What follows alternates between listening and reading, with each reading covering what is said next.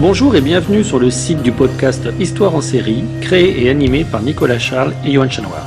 Au programme, une analyse des séries d'hier, d'aujourd'hui et de demain par des spécialistes des questions mobilisées par nos shows préférés. Histoire en série, c'est le podcast qui met en relation histoire, sciences humaines et séries.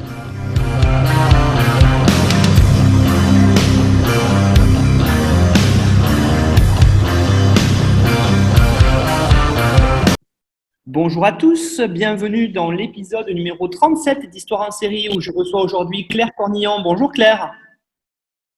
Bonjour. Alors Claire Cornillon, vous êtes maîtresse de conférences à l'université de Nîmes. Vous vous intéressez notamment au récit, à la fiction et à la sérialité, en particulier dans les séries télé.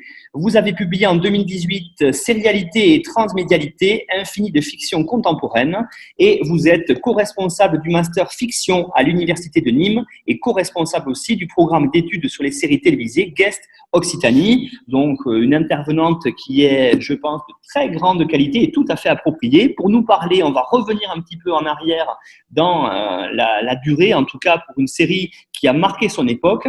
Claire, vous allez nous parler aujourd'hui de Code Quantum.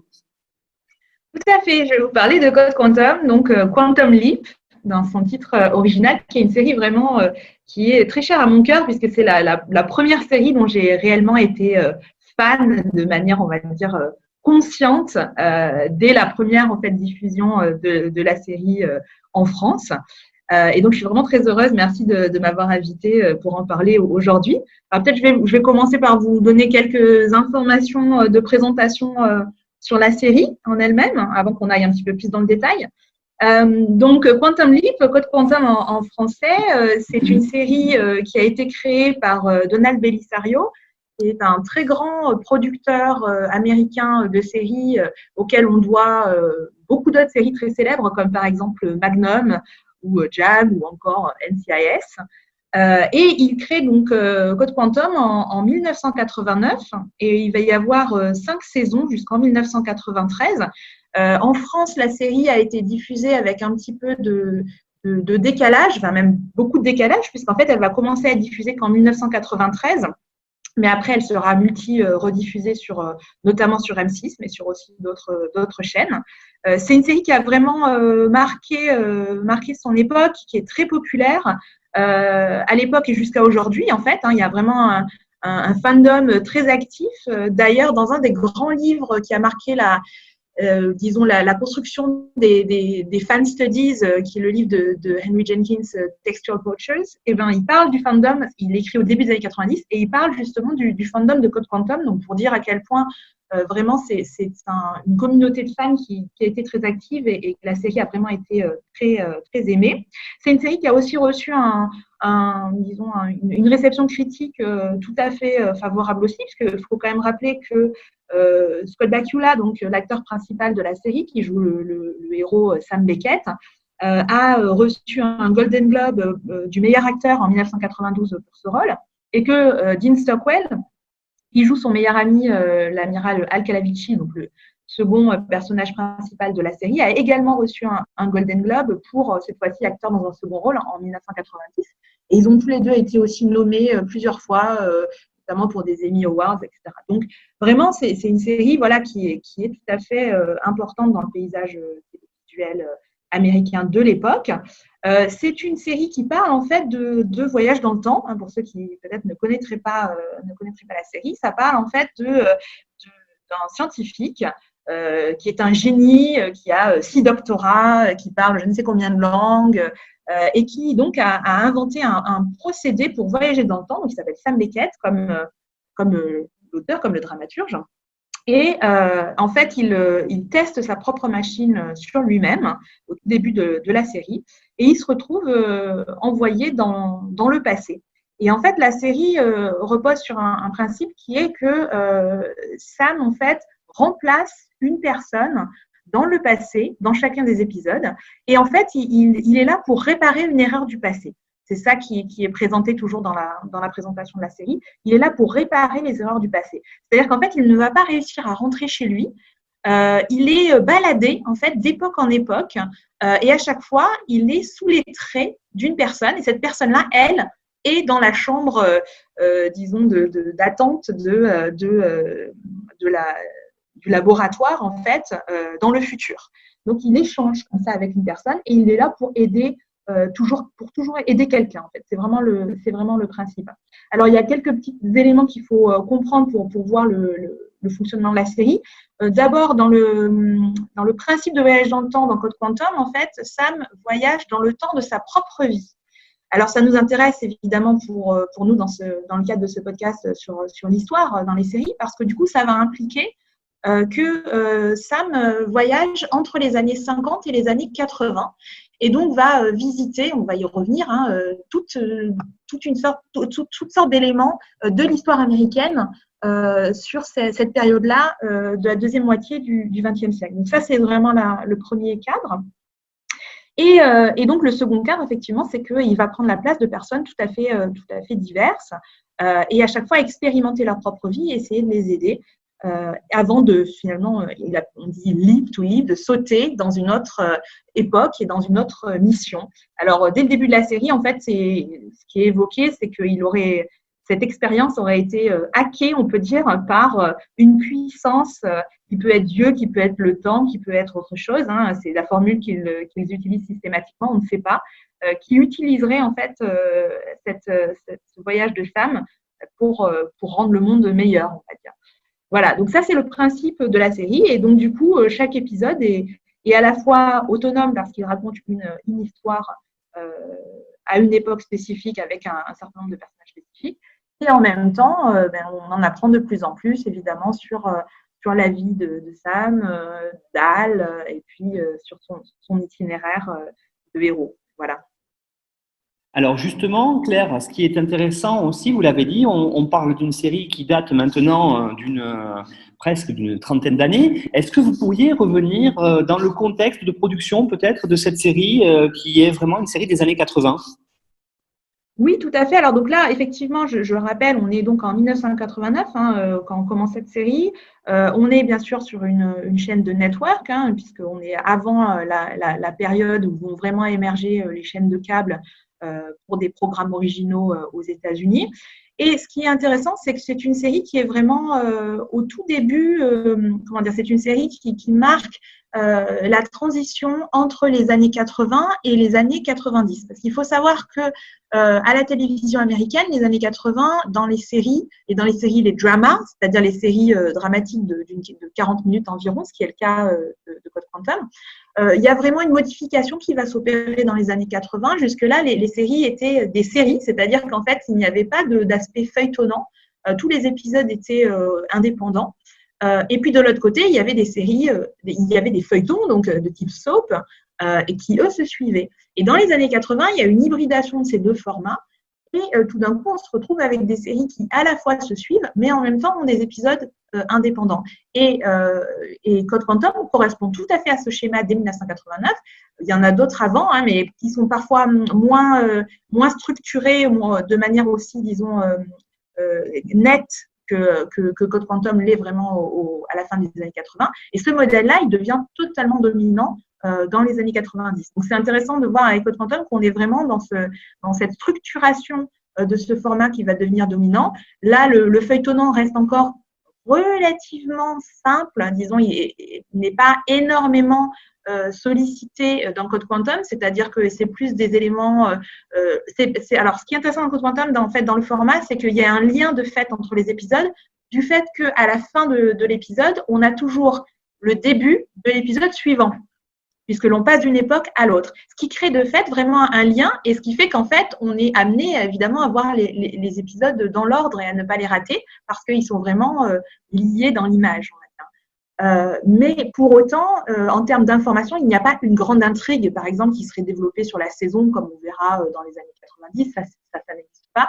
Il y a certains moments où il y a des épisodes qui se suivent, des épisodes en deux parties, particulièrement importants, qui sont centrés sur des aspects justement de la vie de Sam Beckett ou de Hal, ou alors qui sont centrés sur la mythologie, on va dire, de Code Quantum, par exemple, à partir du moment où on apprend qu'il y a aussi des Evil Leapers, c'est-à-dire une équipe opposée, on va dire, qui essaye, elle, d'effacer le bien qu'a fait Sam Beckett. Donc voilà, des éléments de mythologie comme ça.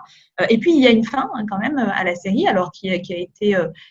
il y a plein de débats parce qu'en fait, il devait y avoir aussi une autre fin. La série a été arrêtée un petit peu prématurément alors qu'il y avait la possibilité de penser une saison 6. Et donc, la fin, en fait, de la série est assez abrupte. Et puis aussi, c'est pas nécessairement c'est une fin qui est d'où sa mère, donc c'est compliqué. Mais je veux dire, elle clôt vraiment quand même le récit sur un aspect feuilletonnant. Ça s'arrête pas au milieu comme ça d'une mission en fait.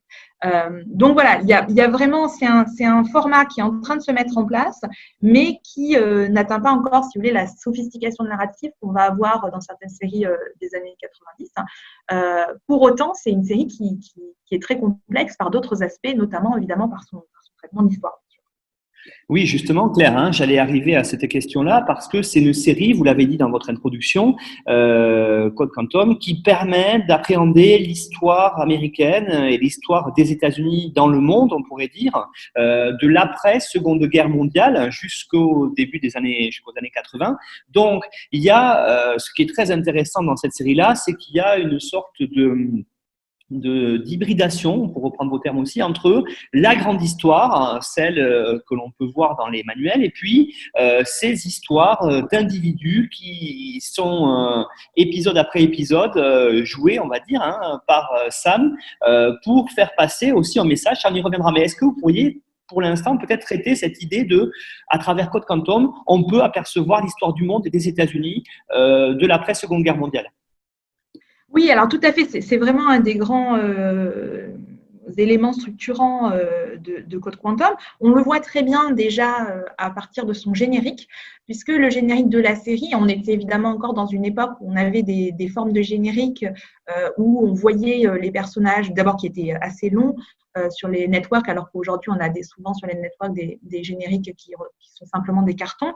À ce moment-là, on avait des génériques assez longs avec des présentations des images du personnage tirées de chacun de plusieurs épisodes. Or, en fait, dans Code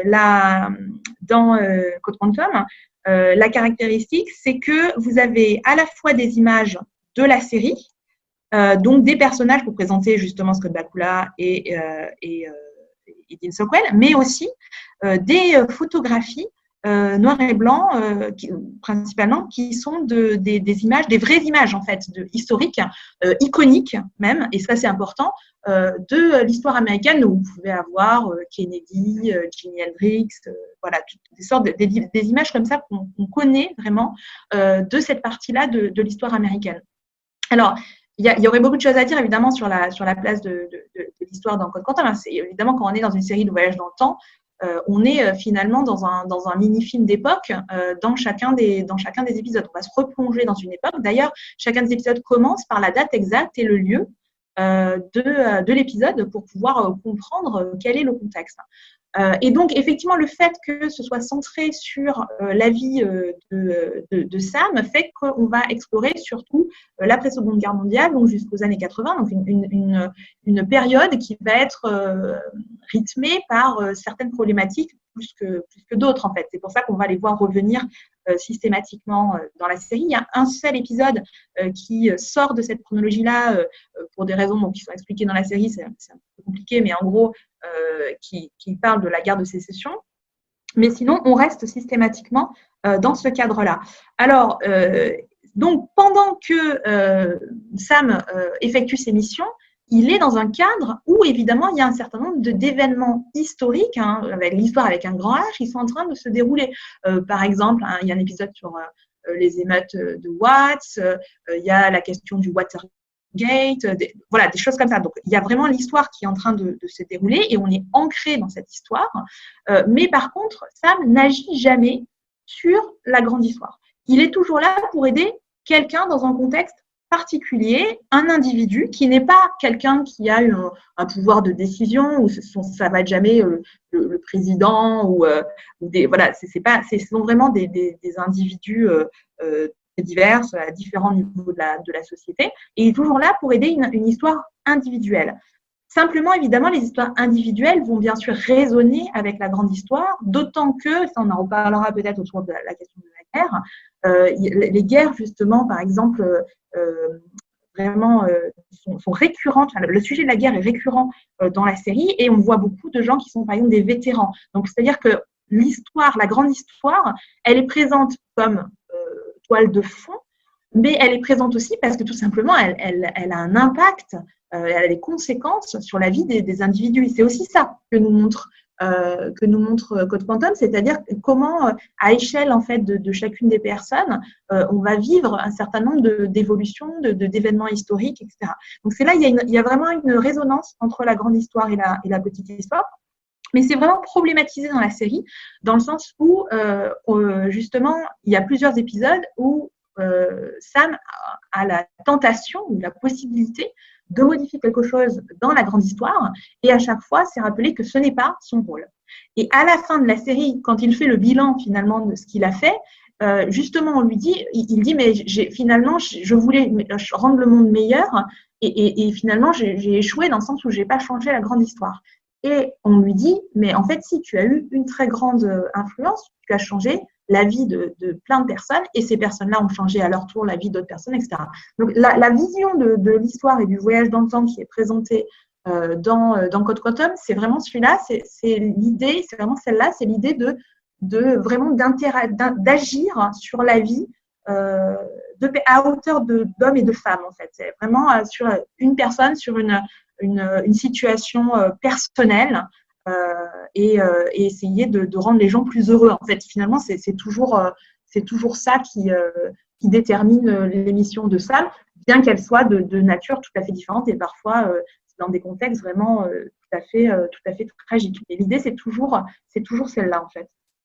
Oui, effectivement, Claire, hein, il y a un vrai questionnement du sens de l'histoire, hein, parce que vous le dites justement très bien, cette idée que les deux s'entrechoquent, il y a une histoire plus globale et une histoire par le bas, et ça, en agissant sur cette histoire-là, j'allais dire presque une histoire du quotidien, des gens, finalement, fait le bien. Et j'allais arriver à ma question suivante sur ça, cette idée que finalement, quand on regarde Code Quantum, on est sur une série qui est marquée par des phénomènes d'altruisme très importants, d'empathie vis-à-vis des gens, et ça permet aussi de se questionner sur la mission de Sam finalement.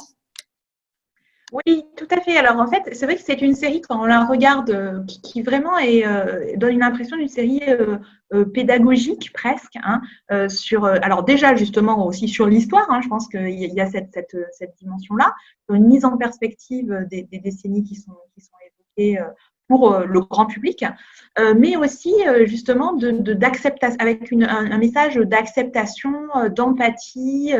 Le personnage de Sam Beckett est vraiment extrêmement généreux. Il est constamment, en fait, il vit pour les autres. Et donc ça, c'est vraiment, du coup, comme il est notre point d'attache par rapport à la série et par rapport aux histoires qui nous sont racontées, il est notre intermédiaire. Et donc, du coup, on voit toutes les personnes qu'il rencontre par son point de vue, qui est toujours accueillant, qui est toujours dans s'occuper des gens, qui est toujours dans l'amour. Parce que ça, c'est quelque chose de très, très, très important dans Code Quantum, parce que si je reviens à ce que je décrivais comme étant le fonctionnement principal de la série, il faut comprendre que Sam Beckett, il est propulsé tout d'un coup du jour au lendemain, in medias res, dans un contexte qu'il ne connaît pas, avec des gens qu'il ne connaît pas et qu'il va probablement côtoyer pendant un temps très limité avant de ne plus jamais les revoir. Et pourtant, donc, ce qui correspond au niveau métafictionnel, si vous voulez, à l'épisode, donc c'est un temps très court, et pourtant, il va vraiment s'intéresser aux gens, être bouleversé par ces gens, aimer ces gens, alors que justement, il ne les connaissait pas la veille, en fait, voire la minute d'avant. Et donc, du coup, ça nous amène en tant que spectateurs et spectatrices à adopter nous aussi ce point de vue empathique. Et évidemment, c'est pour ça qu'il y a cette dimension pédagogique. Alors, du coup, ça amène une dimension politique, évidemment, à la série. Alors, c'est assez drôle parce qu'en fait, je regardais une interview ces derniers jours de Scott Bakula et de Dean Stockwell dans une convention il y a quelques années. Et quelqu'un lui posait la question justement sur la dimension politique de la série. Et Scott Bakula disait, mais en fait, Don Bellisario n'aurait jamais présenté les choses comme ça. Lui disait toujours, nous, on fait du divertissement. Et ça, je trouve ça intéressant sur la représentation de quel est le rôle de la télévision, etc. Alors, de fait, c'est vrai, c'est une série qui est extrêmement divertissante et il y a beaucoup d'aspects dans ce sens-là, on pourra peut-être y revenir. Mais, de fait, il y a énormément de problèmes politiques qui sont abordés. Alors, bien évidemment, pas de manière extrêmement radicale. Il faut bien voir que Don Bellisario, c'est plutôt quelqu'un qui est proche des républicains aux États-Unis, qui a une vision, par exemple, il y a effectivement la problématique du pacifisme, on va dire, de la guerre, mais les problématiques pacifistes dans la série ne sont pas radicales. C'est-à-dire que la thématique de l'armée, par exemple, est très présente dans les séries de Donald Bellisario. C'est pas quelqu'un qui est contre l'armée, c'est quelqu'un qui est contre certaines guerres qu'il estime injustes, mais qui n'est pas, c'est pas un radical. Il est plutôt conservateur sur un certain nombre de positionnements. Donc c'est pour ça, bon, on pourra y revenir en détail sur certaines problématiques. Mais cela dit, quand on observe quand même la série et du fait du fonctionnement narratif en fait de la série, on a quand même un programme qui a des aspects progressistes et qui amène une sensibilisation, on va dire, du grand public à un certain nombre de problèmes, mais aussi tout simplement à un rapport à l'autre en fait de manière générale en fait. Et c'est vrai que ça c'est ça qui est très touchant. La série est vraiment bouleversante parce que en fait Sam Beckett est constamment lui-même bouleversé par l'itinéraire de vie des gens. Il est bouleversé par leur souffrance, mais il est aussi bouleversé par leurs choix. Et donc nous on est amené évidemment à adopter cette sensibilité également. Et donc ça, c'est vraiment quelque chose qui fait une des forces de la série. Alors, il faut dire aussi que vraiment, comme la plupart des grandes séries, Code Quantum est vraiment porté par une interprétation magistrale des deux acteurs principaux. Je le disais tout à l'heure, ils ont obtenu tous les deux un Golden Globe. Mais c'est vrai que Dean Stockwell on le sait, est un acteur beaucoup plus expérimenté déjà quand la série commence, et il a à la fois cet aspect de personnage comique, de contrepoint qu'il apporte beaucoup à Sam pendant tous les épisodes, mais en même temps une profondeur très grande liée à l'histoire de son personnage. Et il y a des scènes absolument bouleversantes, on y reviendra peut-être autour de la question de la guerre. Et puis Sam Beckett lui-même, Scott Bakula, son interprétation est là aussi magistrale parce qu'il passe par tous les états émotionnels possibles et on le met dans toutes les situations possibles et imaginables. C'est ça qui est vraiment très intéressant, puisqu'il va même à un moment être quasiment accouché, par exemple. Donc voilà, pour donner un des exemples les plus, on va dire, radicaux d'expériences qu'on n'imaginerait pas forcément qu'il puisse vivre. Il expérimente toutes ces choses-là. En plus, c'est un musicien, Bakula, donc il y a beaucoup d'épisodes où il va chanter, jouer du piano. Il y a même un épisode où il danse avec Debbie Allen. Donc, il y a toute cette expérience-là. Ça, c'est le côté divertissant. Mais dans l'aspect politique, il y a vraiment l'idée qu'on va expérimenter un point de vue en tant que spectateur, spectatrice, de la même manière que Sam Beckett, parce qu'il prend la place de quelqu'un, va expérimenter dans son corps, dans son contexte, l'expérience individuelle d'une personne qu'il n'aurait pas connue s'il n'avait pas connue intimement, disons, s'il n'avait pas eu cette expérience du voyage dans le temps. Et à mon avis, c'est ça qui fait la force vraiment de la série, cette expérience intime du point de vue d'autrui et du coup, toujours dans une perspective d'amour et d'acceptation.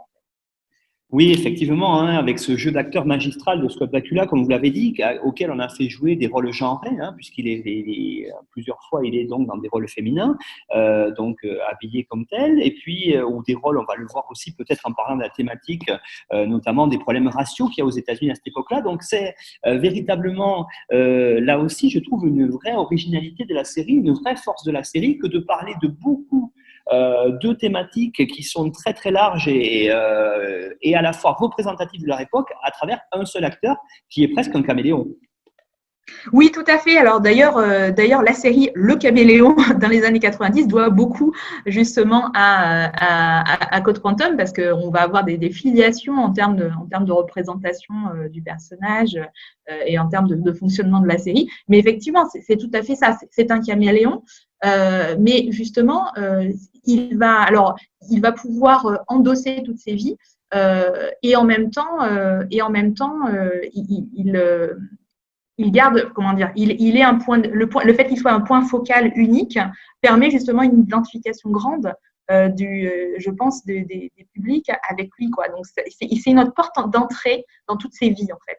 Et ça, je trouve que évidemment, c'est la force de la série.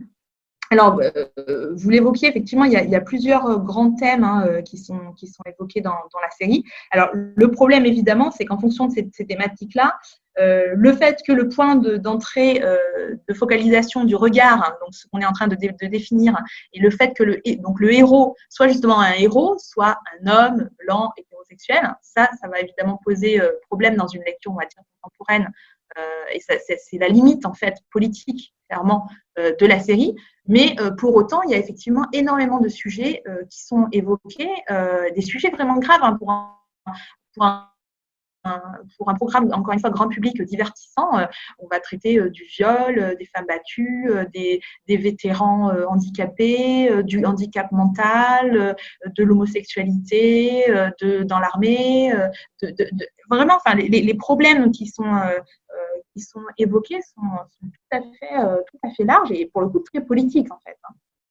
Oui, justement, peut-être rentrer dans ces problématiques-là qui sont très importantes dans la série. Alors, j'aurais une première question à vous poser, thématique, vous l'avez dit, Code Quantum, c'est une série qui se passe à l'époque de la guerre froide, à un moment où les États-Unis interviennent sur différents fronts d'opération, et donc on a effectivement une quasi-omniprésence dans chaque saison de la guerre. Oui, alors c'est vraiment une des thématiques les plus récurrentes de la série. Alors d'abord parce que les questions, encore une fois, de personnages militaires, je pense, se touchent particulièrement, comme je l'ai dit, le créateur de la série qui a souvent fait des séries autour de militaires. Donc il y a quelque chose par rapport à ça. Aussi, il faut quand même replacer le contexte. On est, je le rappelle, dans une série qui est diffusée de 89 à 93. Donc pendant ce temps-là, il va y avoir la guerre du Golfe. Donc, du coup, il y a aussi une résonance de problématiques liées à des guerres antérieures par rapport à la guerre qui est en train d'être vécue par les États-Unis. Donc ça, il ne faut pas oublier non plus ce parallèle parce que c'est évidemment les discours qui sont portés sur les conflits sont encore moins innocents dans la mesure où il y a une résonance avec l'actualité. Et effectivement, on va traiter alors de tous les conflits des années 50 aux années 80 dans Code Quantum. On y revient constamment. Alors, il y a bien évidemment la Seconde Guerre mondiale, mais il y a aussi la guerre de Corée, la guerre du Vietnam et la guerre froide. Et alors, c'est vu systématiquement de manière, critique, en fait.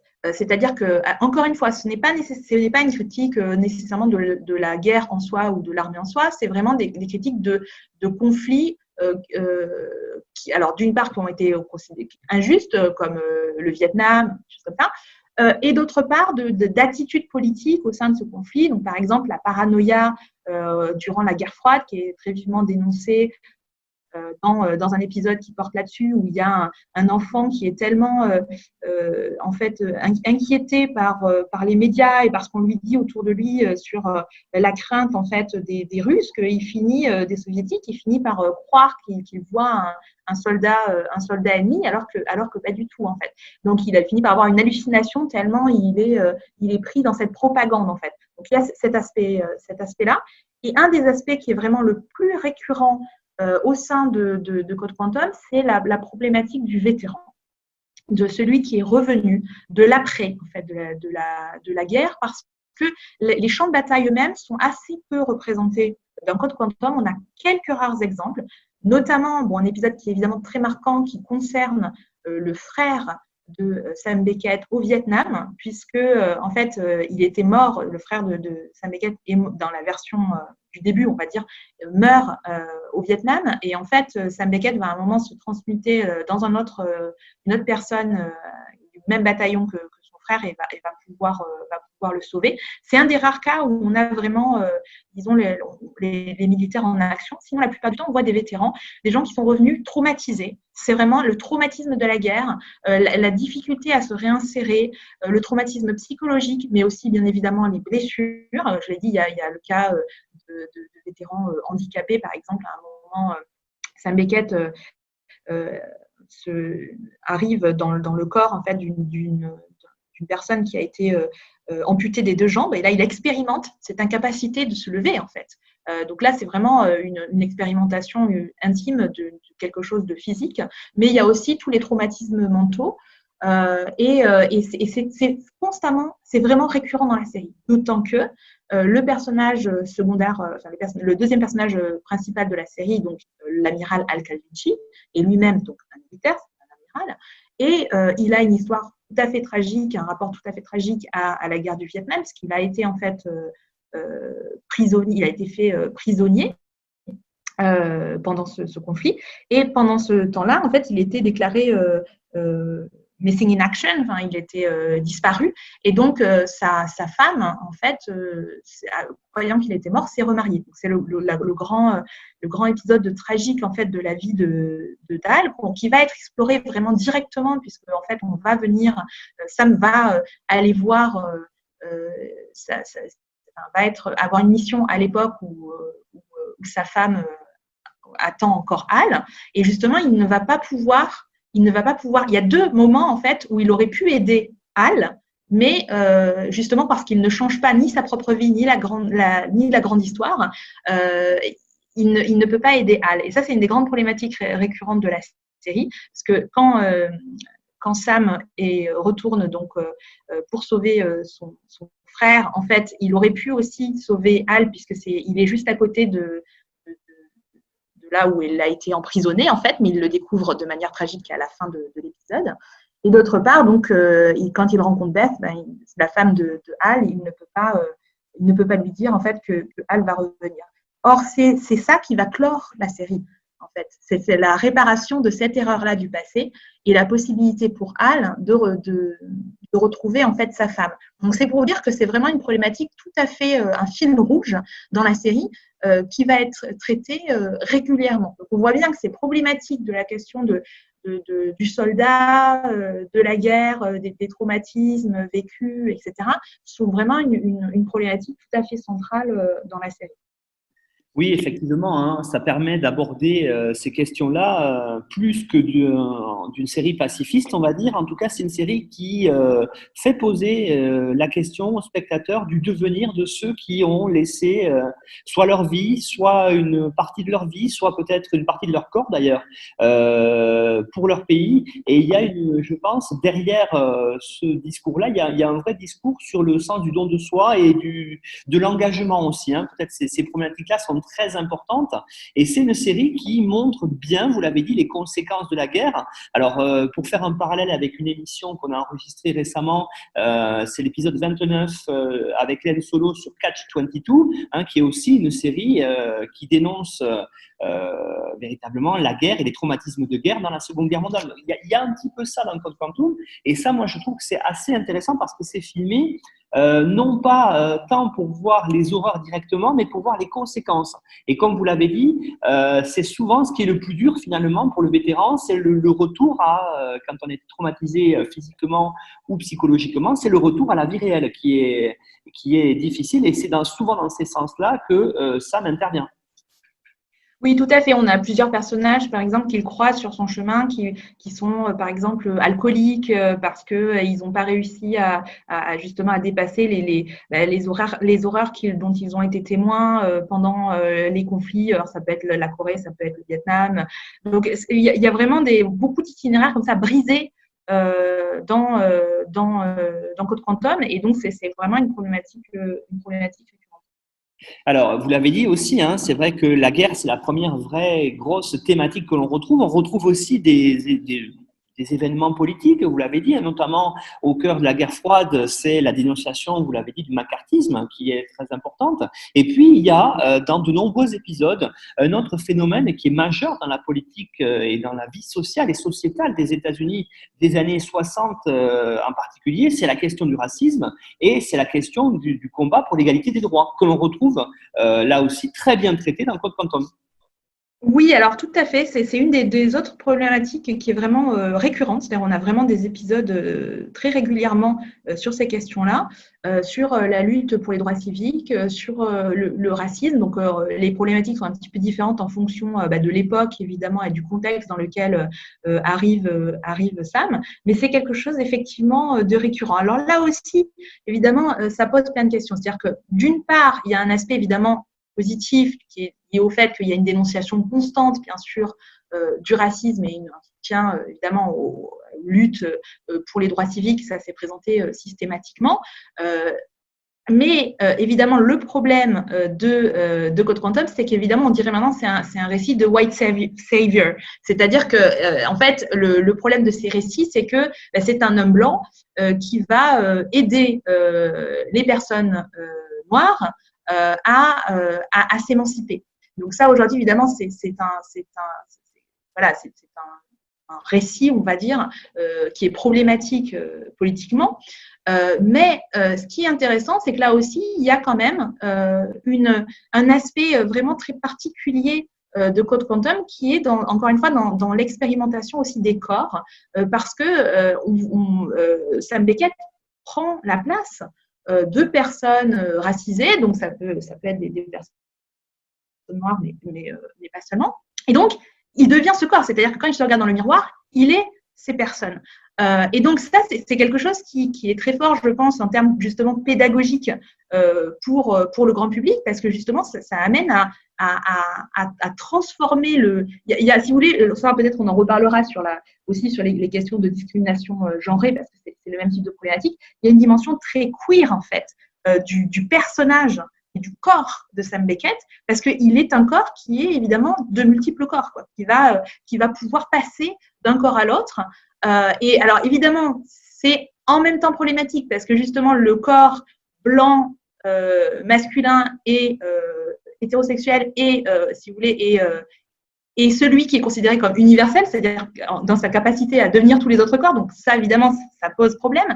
Mais en même temps, il y a quand même cette expérimentation du point de vue d'autrui qui, à mon avis, est quand même une approche, encore une fois, assez pédagogique, on va dire, pour le contexte de l'époque et qui permet de traiter un certain nombre de questions. Ce qui est intéressant aussi, c'est évidemment la récurrence, parce que ce type de problématique, c'est pas juste un épisode, c'est pas l'épisode où Sam Beckett devient une personne noire. Il y en a un certain nombre qui va traiter donc de points de vue différents, dans des contextes différents, et c'est aussi cette multiplicité des histoires qui permet de présenter aussi une vision plus nuancée et aussi plus intéressante en fait de ces problématiques, il me semble.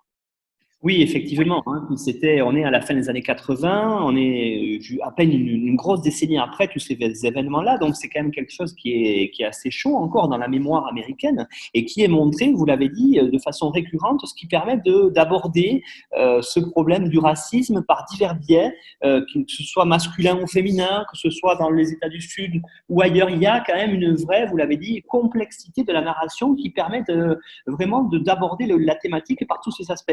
Et vous l'avez dit aussi, ce qui est intéressant, et ça serait ma question suivante, c'est qu'on ne se contente pas là de parler des discriminations vis-à-vis des personnes afro-américaines, on parle aussi dans Code Quantum de discrimination vis-à-vis notamment des personnes homosexuelles, par exemple. On a cette idée-là qui est très importante et qui permet là aussi d'évoquer un certain nombre de mouvements importants dans les États-Unis de l'époque.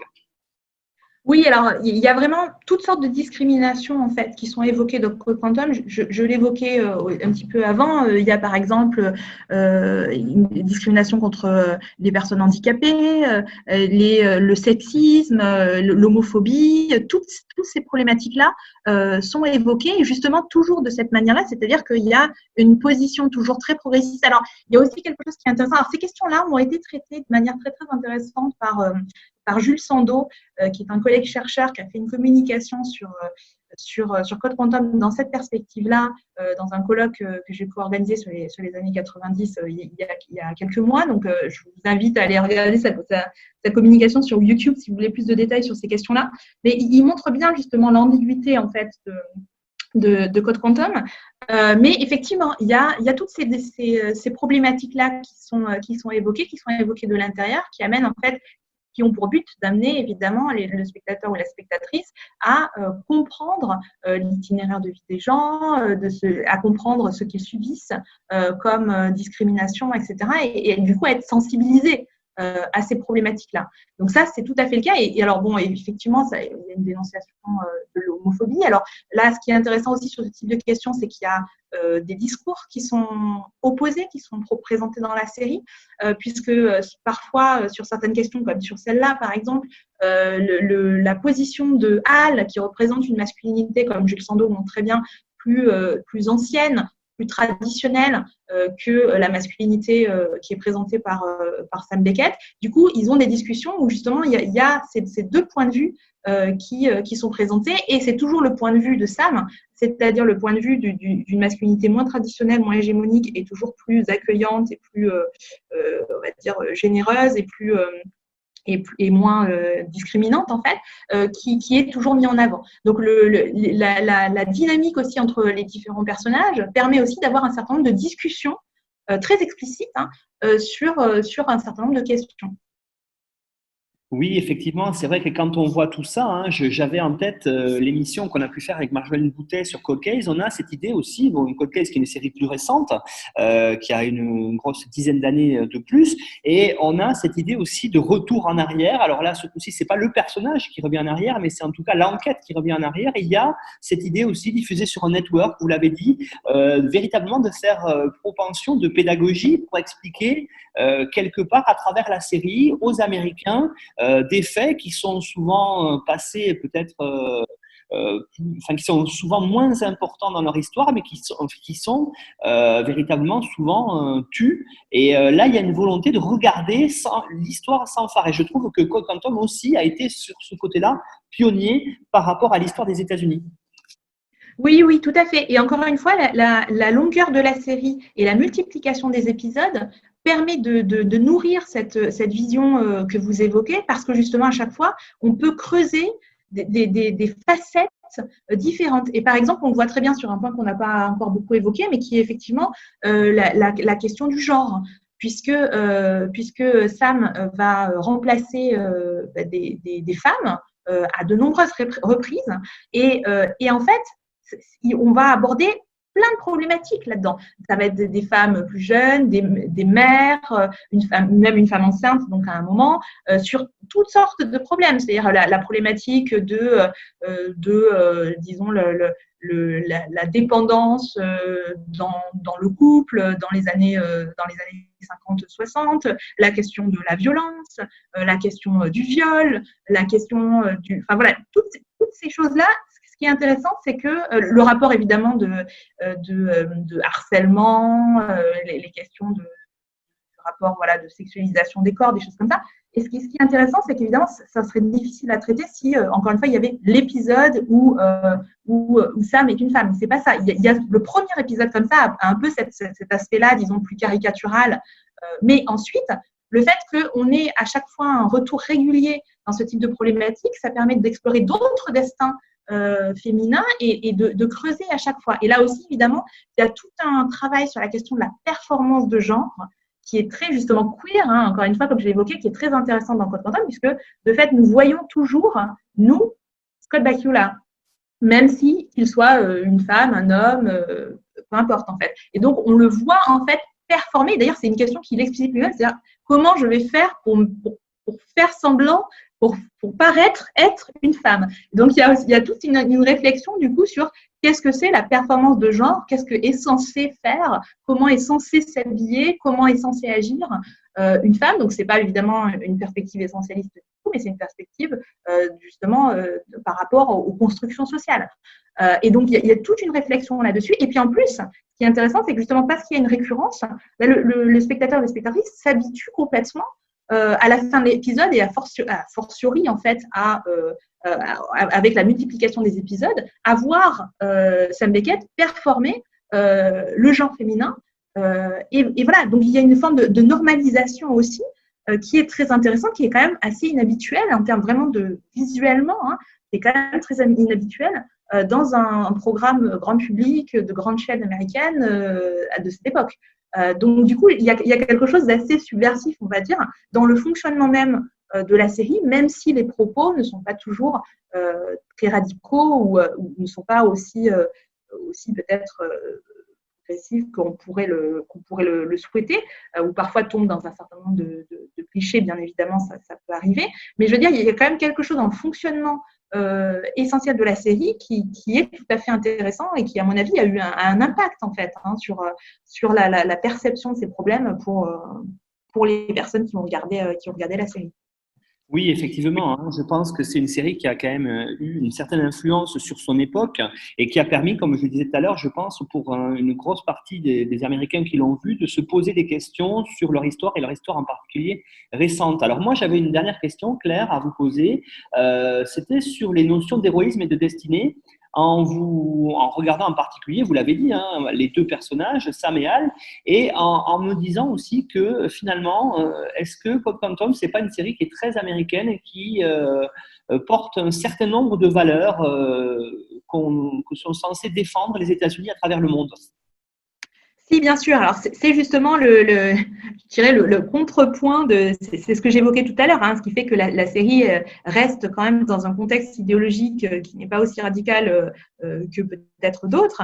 C'est qu'effectivement, il reste cette idée-là du héros, et en particulier, encore une fois, je le répète, dans un contexte où c'est un héros blanc, un homme, hétérosexuel, etc., américain, qui sauve tout le monde, en fait. Je veux dire, qui est capable, déjà, qui est capable de tout, il a toutes les compétences possibles et imaginables, il peut être tout le monde, et il aide tout le monde. Donc, évidemment, ça, c'est le contrepoint, je dirais, bien sûr, idéologique de la série. Il y a cet aspect-là. On est vraiment dans un récit héroïque, avec une destinée. Parce qu'en fait, il faut bien voir que, clairement, il a été pratiquement choisi par Dieu. C'est un petit peu ça qui est quand même présenté. Alors, à chaque fois, il y a une prise de distance qui est faite pour que ce ne soit pas dit directement. Les personnages disent toujours Dieu, le temps ou quelque chose d'autre, etc.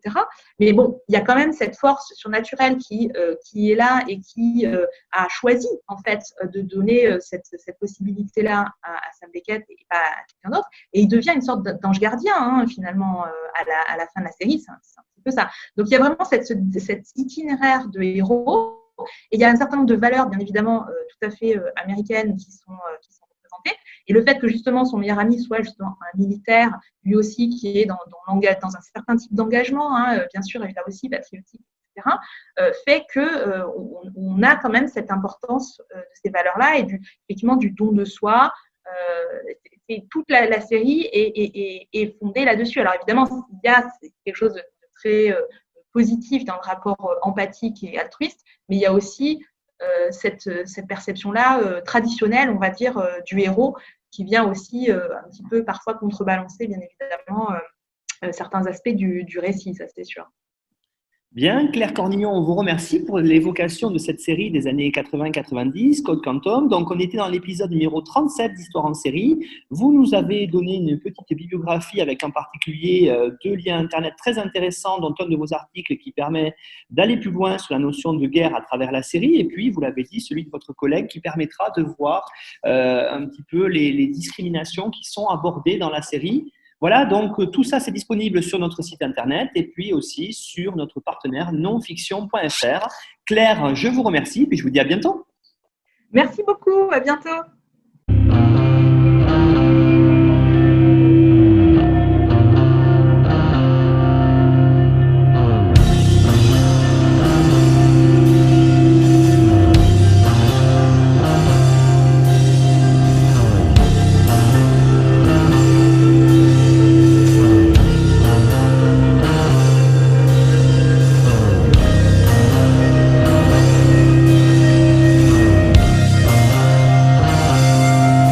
Retrouvez-nous sur Twitter @Histoire en série pour connaître le programme à venir ainsi que des conseils bibliographiques.